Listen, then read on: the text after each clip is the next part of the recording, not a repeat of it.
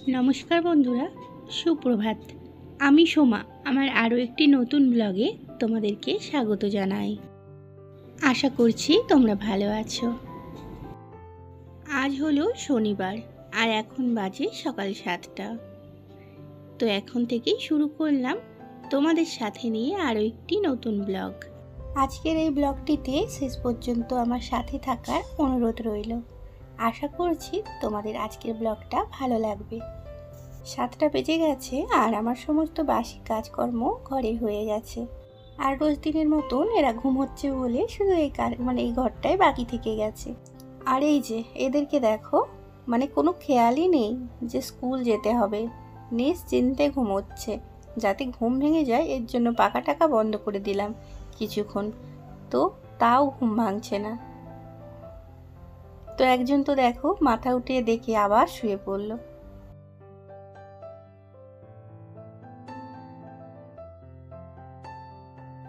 তো ওদেরকে উঠিয়ে ব্রাশ দিলাম, ব্রাশ করছে। আর তার ফাঁকিয়ে যে আমি সকালে টিফিন বানিয়ে নেব আর ওরাও খেয়ে যাবে। তো ঝটাঝট দুটো আটা মেখে রুটি করব। আর ওইদিকে দুধ গরম করতে দিয়েছি। তো চলো আমি রুটিগুলো বানিয়ে নিই। ওরা ব্রাশ করবে, তারপরে আবার স্নান করবে। তো এগুলো করতে করতে আমার রুটিও হয়ে যাবে।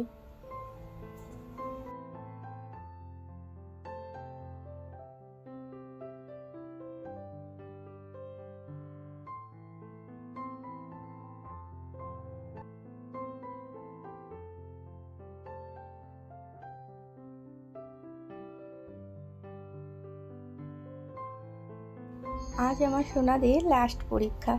আজ শনিবার, আজকে হলেই শেষ। এক টানা সোমবার থেকে হলো পরীক্ষা।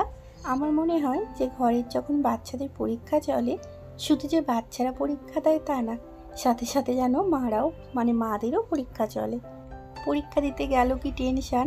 ভালো করে লিখেছে তো, ভালো করে করছে তো, তো সেই টেনশান মাথা থেকে যায় না। তো তারপর ওরা এখন ছোট, তাই যখন পরীক্ষা দিতে যায় পেন্সিল ছুলে দেওয়া, দুটো তিনটে পেন্সিল আছে কি ব্যাগে সেগুলো খেয়াল রাখা, কার সঙ্গে ইলেজার স্বপ্নার ওই সবগুলো সব কিছু সামলাতে হচ্ছে। আর যতই সারা বছর পড়ুক না কেন, এই সময় একটু বেশি যেন ধ্যান দিতে হয় বাচ্চাদেরকে। তো সেই সমস্ত ব্যাপারগুলো থেকেই বলছি যে বাচ্চাদের সঙ্গে সঙ্গে যেন মায়েরও পরীক্ষা হয়।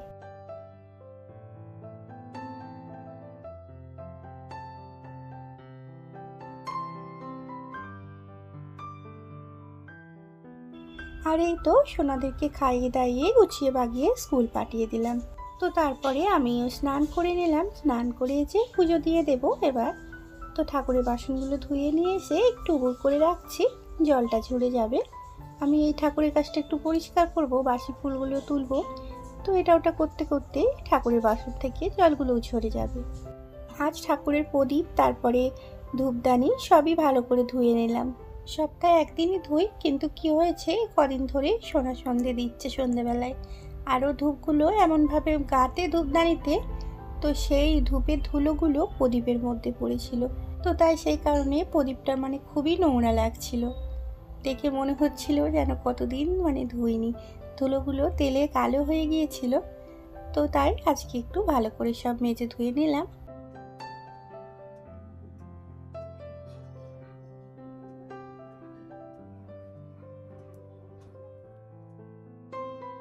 পুজো দিয়ে চলে এলাম, রান্না চাপাবো এবার।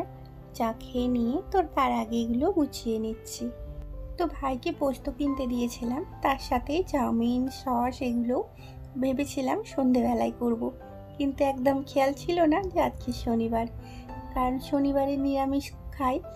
তো এগুলোতে একটু পেঁয়াজ ডিম এইসব না দিলে চাউমিনে ভালো লাগে না। তো তাই আজকে আর করবো না, অন্য একদিন করে নেব। আর তোমাদের দাদা ভাই কাল রাত্রে আপেল তরমুজ এসবগুলো কিনে এনেছিল। তো এগুলো বার করে আর গুছোনোর আর আমার টাইম হয়নি, কারণ কালকে সন্ধেবেলায় ওদেরকে পড়তে বসিয়েছিলাম। তো সেই 9টার সময় উঠেছি। তো তারপরে আবার রান্না বান্না, ওদেরকে খাওয়ানো গুছোনো বাগানো এটা ওটা করতে গিয়ে এগুলো আর খেয়ালই ছিল না। তো তাই আজকে এগুলো সব গুছিয়ে নিচ্ছি। আর এই তো চা রুটি খেয়ে রান্না বসিয়ে দিলাম। আজকে শুধু রুটিই করেছিলাম, সোনারা দুধ দিয়ে খেয়ে গেছে আর আমাদের জন্য চা বানিয়ে নিয়েছিলাম।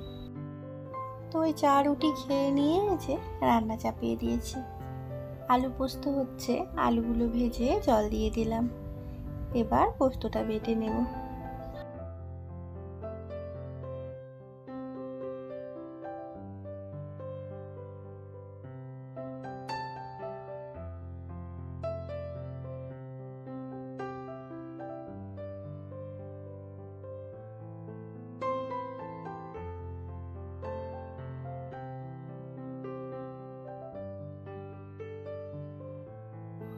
ছোট ছোট করে আলু কেটেছিলাম, পোস্ত মানে বাটতে বাটতেই সেদ্ধ হয়ে গেল, আবার ভাজতে ভাজতেও অর্ধেক সেদ্ধ হয়ে গিয়েছিল আলুগুলো।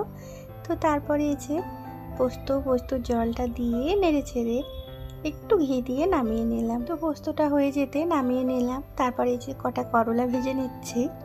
ডালটা আমার আগেই হয়ে গেছে। করলা ভাজাটা হয়ে যেতে মেজে ধুয়ে গ্যাসটা মুছে নিয়ে ভাতটা চাপিয়ে দেব। আর এই তো কিচেনটা ভালো করে গুছিয়ে পরিষ্কার করে নিয়ে ভাতটা চাপিয়েছি।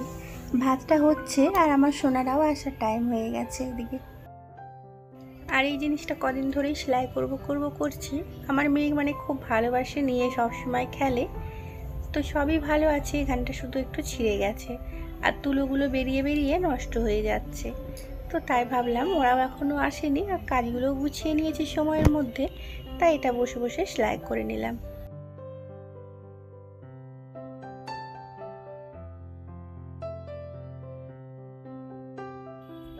আর এই তো ভাত হয়ে গেল। তারপরে আমার সোনারা এলো, তো ওদেরকে হাত মুখ ধুইয়ে এই যে খেতে দিয়ে দিচ্ছি। দুজনকারই ভাত বাড়া হয়ে গেছে। স্নান তো করিয়েই পাঠিয়েছিলাম, তো শুধু হাত মুখটা ধুইয়ে নিলাম। তো চলো ওদেরকে খেতে দিয়ে দিই।